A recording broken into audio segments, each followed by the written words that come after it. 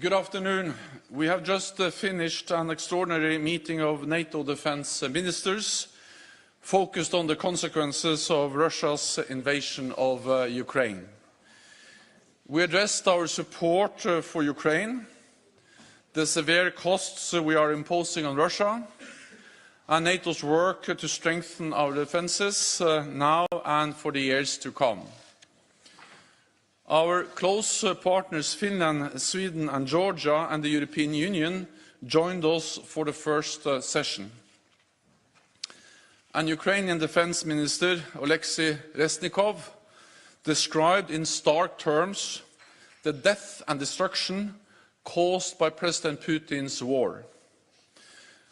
The determined resistance of the Ukrainians against the invasion and the importance of our continued support. We all paid tribute to the courage of the Ukrainian people and the Ukrainian armed forces. NATO allies and partners have supported Ukraine with equipment and training for many years. We are helping Ukraine to uphold its fundamental right to self-defense, freedom and democracy, with significant amounts of critical military equipment. Today, ministers agreed that we must continue to provide significant support to Ukraine, including with military supplies, financial help and humanitarian aid. NATO allies and partners are also hosting millions of Ukrainian refugees.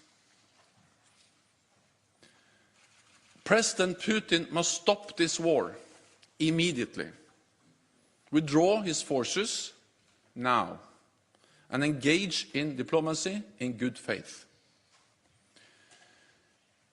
NATO is responding to this crisis with speed and unity. And next week, Allied heads of state and government will meet for an extraordinary NATO summit.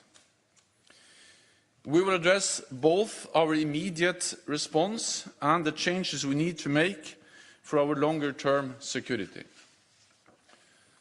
Moscow should be in no doubt.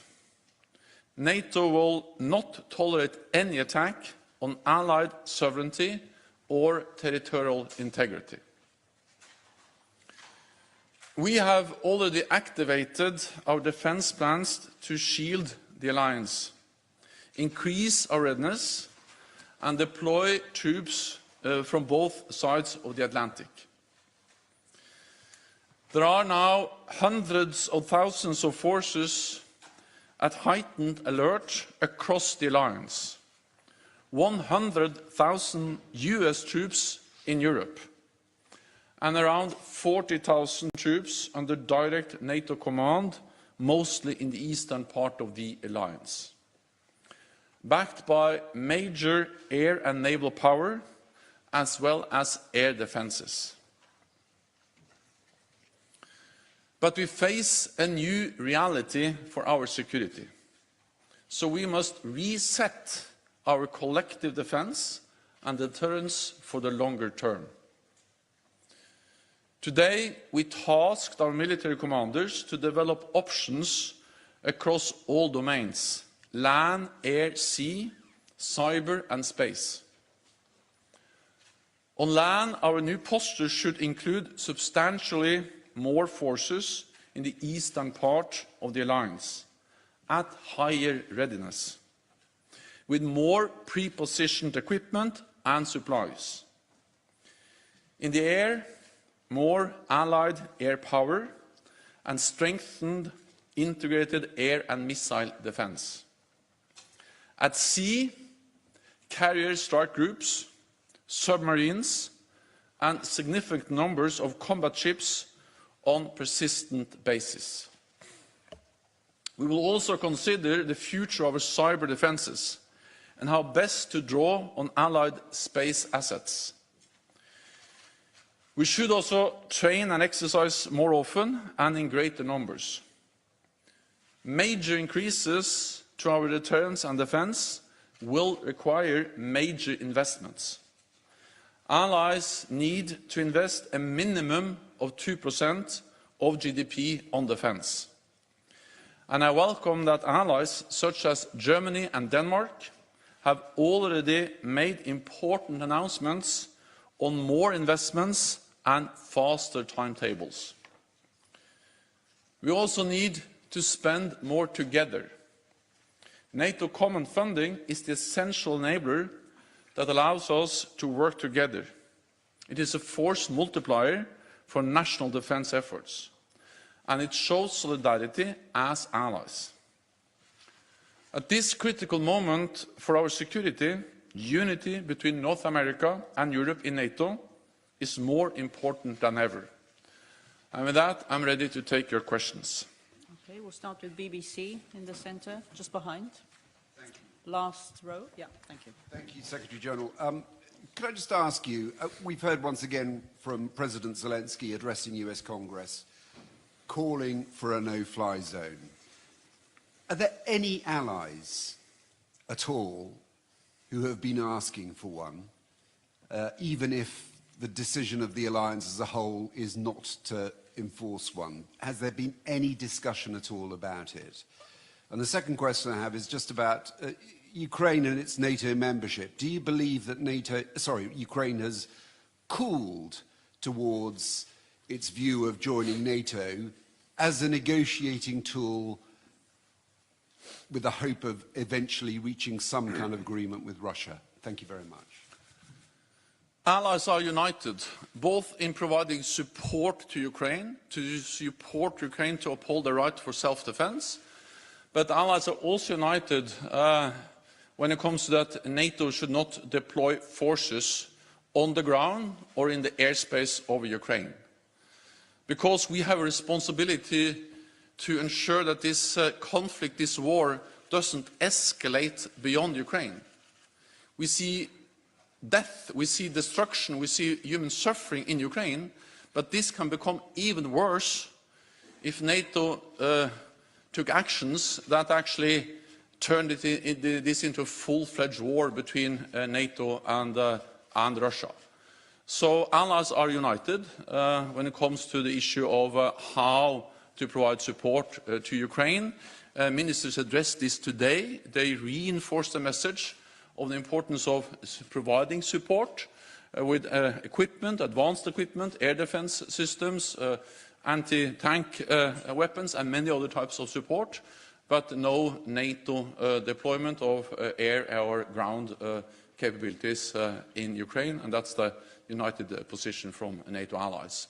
Then the message to Ukraine is the same now as it has been for years, that Ukraine is a sovereign, independent nation. It has its own right to choose its own path, and we respect the decisions made by the democratic elected government by Ukraine. So it's up to them to decide whether they aspire for NATO membership or not, and then it's up for 30 allies to decide on that issue, not for Russia to try to veto such a process. CNN. Thank you, Mr. Secretary General. Natasha Bertram, CNN. I'm wondering whether NATO has invited President Zelensky to participate in any way in the Leaders Summit next week, as Reznikov did in the Defense Ministerial today. And I'm also wondering if you could respond to the Polish proposal to send NATO forces into Ukraine on a so-called peacekeeping mission. Thanks. Also, what we need is peace in Ukraine, and therefore Russia and President Putin has to stop the war, withdraw its forces. We support all efforts to find a negotiated solution. We support all efforts to find a diplomatic solution. And of course we support and welcome the talks and negotiations which are now taking place between Ukraine and Russia. At the same time we support Ukraine because we know what they can achieve on the negotiating table is of course very closely linked to the situation on the battlefield. So I strongly also believe that one of the reasons why the Ukrainians also are saying that they have seen some steps in the right direction is because they have been able to fight back. They have been able to fight back against the invading Russian forces. So the courage, the determination and the support from NATO allies to the Ukrainian armed forces is extremely important also when it comes to what they can achieve as part of the negotiated process with Russia. Again, of course, we support peace efforts. We call on Russia and President Putin to withdraw its forces, but we have no plans of deploying NATO troops on the ground in Ukraine. Okay, Rai. Secretary General, good evening. Can you comment on Italy's role in this current crisis? And happy birthday for today. Thank you. I would very much like to comment on Italy's role. Italy is a highly valued NATO ally, a founding member, and Italy is contributing to our collective defense in many different ways. I was recently in Romania. I met Italian pilots. They are helping there to keep NATO airspace safe, and they really show commitment and strength in their contributions to different NATO missions and operations, including in Kosovo, where Italy has been a key ally for many, many years. Financial Times. Yeah, gentleman with glasses. Thank you. Just to follow up to the question about the peace talks, you said that you're encouraged by signs and that you support any effort to find a diplomatic solution. Could you tell us, are you seeing any signs on the ground that the Russians are genuine in their approach to these peace talks, or that they may well just be using them as a distraction for resupply and for restructuring their approach? Thank you. On the ground, we don't see any sign, and that's the reason why we also call on Russia to engage in these talks in good faith. And it's not for me to report from these talks. NATO are not part of those talks. These are talks between Ukraine and Russia. But I've just seen the reports coming out from those talks. I think it's very important not to speculate and not to prejudge or to preempt any outcome of these talks. But my message was in a way that it is obvious that what Ukraine can achieve around the negotiating table is very closely linked to the situation on the battleground, and therefore the support we give to them to stand up against and to resist the Russian invasion also helps them to achieve an acceptable outcome in the negotiations. Associated Press. Lorne Cook from the Associated Press. Could you tell me a little bit more about the tasking that you've given NATO commanders, what that might involve, and are we looking ahead 1 year, or are we talking about a decade, something longer term? And you also used the word persistent. I wonder what that means. Why wouldn't you say on a permanent basis? This is the way we make these kind of decisions in NATO, is that the politicians, they set out the guidelines, the direction. Then we task our military commanders to give advice on how to follow up.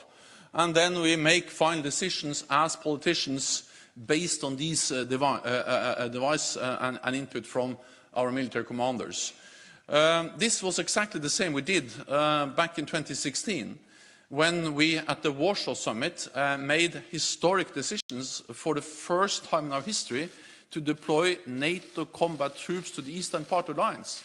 You have to remember that before Ukraine, also before the illegal annexation of Crimea in 2014 by Russia, NATO had no combat troops in the eastern part of the alliance. Then we had the illegal annexation of Crimea, and since 2014 we have implemented the biggest reinforcement of our collective defense since the end of the Cold War, tripling the size of the NATO response force, establishing the battle groups in the Baltic countries and Poland, more presence in the air, at sea, and of course also started to invest more, increasing defense spending. Then the process was the same. The politicians tasked the commanders, they provided advice, and based on that we developed the final conclusions that Allied heads of state and government made at the summit in 2016. And then since then we have implemented that. I foresee a similar process now. We have tasked the military commanders We will have their advice within weeks, and then my ambition is that heads of state and government, when they meet at the end of June, can make the decisions on significantly increased presence, reinforcing our deterrence and defense on land, at sea, and in the air. And of course, this will then depend on the input we get from the commanders, but also, of course, at the end of the day, it has to be a political decision by the leaders. So the decision I foresee within months, as meaning by the summit in June. Then implementation will, of course, vary a bit depending on what kind of decisions we are going to make. Frankfurt Allgemeine, just behind SP. Just behind.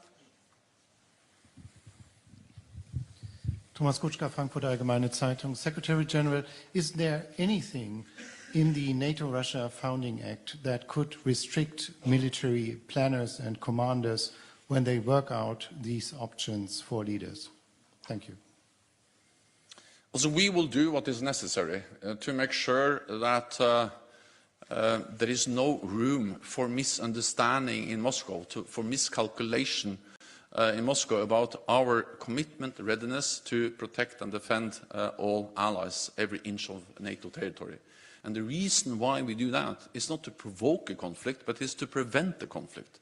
That has been the success of NATO for more than 70 years, that any potential aggressor or adversary has always known that an attack on one ally will trigger a response from the whole alliance. And to ensure that in a new security reality, we need a reset of our deterrence and defense. And that's exactly what we're now tasking the commanders to provide advice on, how to reset our deterrence and defense, and we will do what is necessary. The NATO-Russia founding treaty, of course, that actually has a clear reference to in the current security environment back in 1997. We are not in the current security environment today. We are in a total different security environment. At that stage, we actually foresaw Russia as a strategic partner, working with them. Since then, Russia has invaded Georgia, illegally annexed Crimea, and now also invaded Ukraine. So we will do what is necessary, and the NATO-Russia Founding Act is not something that will create problems or hindrance for NATO to make the necessary decisions. Okay, we go to Ukrainian news agency. Dmitry Shkurko, National News Agency of Ukraine. There in negotiations with Russia is another important factor. According to the data released today from the General Staff of Ukraine, around 40% of invading forces already lost by Russians in equipment and manpower. Could NATO confirm that? And because of that, the obvious question, is the threat which Russia posed to NATO in escalation a little bit overestimated by NATO countries? Thank you. President Putin totally underestimated the strength of the Ukrainian armed forces. President Putin underestimated the unity of the Ukrainian people and the courage of the Ukrainian people and the Ukrainian leadership. And this, combined with the support, the massive support the Ukrainian armed forces are receiving and actually have received from NATO allied countries over many years, have forced President Putin to change his plans and to realize that this quick victory, this blitzkrieg, taking control over Kiev within days, has absolutely failed. But we should not underestimate Russia's capabilities when it comes to continue the war and also to continue to attack, including cities. We have seen how Russia has been responsible for the same, or for brutal warfare, both in Chechnya, but also in Syria. And of course, even though they have made severe mistakes, Russia maintains a large capability of conventional armed forces, but Russia, President Putin has also, they have also used nuclear rhetoric. Russia is a nuclear power, and we have seen how they have stepped up to also the nuclear rhetoric threatening both NATO allies and Ukraine. So I think we must not underestimate the dangers related to the military capabilities of Russia, including their will to actually use force and impose devastation and destruction on others. Go to Imedi, lady in white there. Thank you very much, Joanna. Mr. Secretary General, can you tell us more about Georgia? Defense Minister from Georgia attended the ministerial, and you have, and you said recently that it's a broad agreement that we need to do more to support Georgia. So, what options were discussed, for example, today? Thank you very much. I think we need to realize that we are faced with a total new security reality, which of course affects the people of Ukraine. It's devastating for them, but is also putting more pressure on also those countries in our neighborhood who are not members of NATO, not members of EU, countries at risk. And Georgia is one of them. And the Georgian defense minister attended the meeting. All allies listened very carefully to his intervention, where he stated the challenges Georgia faces, being a country which has already seen the consequences of aggressive actions by Russia back in 2008, and other attempts by Russia to interfere in Georgian domestic affairs. So the message, one of the lessons we have to learn from what is going on in Ukraine today, is that we need to support these countries which are at risk now. It's better to support and help them now than after a military intervention. So, if anything, I think we now see the value of the support that has been provided to Ukraine before the invasion, but also the importance of that we could have done even more for Ukraine. And then I think that the message for Georgia is that we should step up, provide more support, and send a message that we support the territorial integrity and sovereignty of Georgia, not only in words but also in deeds, and therefore I call on NATO allies and others to provide support to Georgia. And that was the message also from allied leaders at the meeting today. Al Jazeera. Secretary General, we're 21 days now into this conflict. Based on Russia's performance militarily so far and your current intelligence, can Russia win this war? I think we should all be careful speculating too much. What we have seen is the strength and the courage and the capabilities of the Ukrainian armed forces, which has impressed the whole world, and which has been able to slow down, to fight back against the invading Russian forces. I pay tribute to the Ukrainian forces and the Ukrainian people in the way they have been able to stand up against the invasion. But at the same time, Russia remains a formidable military power. They have many different types of weapons, and therefore I think it's too early to speculate about the outcome. What we need is Russia to stop the war, President Putin to withdraw its troops, and then to find a political solution. That's what I will say about that. Okay, we'll take a last question. Polish TV, lady in black and white there. Thanks. I would like to go back to this special summit of NATO in upcoming week. Could you say what is the special reason to organize this summit, especially that on June we will have a regular NATO summit? So could you tell us more about this? Thank you. President Putin has underestimated Ukraine, the people of Ukraine and the armed forces of Ukraine and the political leadership of Ukraine. But President Putin has also underestimated NATO, because we reacted swiftly and unified in a way that has imposed severe costs on Russia. Together with partners, the European Union, NATO allies, have imposed unprecedented economic costs. We have provided and continue to provide essential support to the Ukrainian armed forces. Allies do that every day. And we are also increasing the presence of NATO in the eastern part of the alliance. So President Putin's aim was to divide NATO. What he gets is a more united NATO. He wanted to, in a way, to undermine the nation of Ukraine. He's actually strengthening the unity of Ukraine and the commitment to the Ukrainian nation by the Ukrainian people. And then he wanted less NATO on its borders. He's getting more NATO on its borders.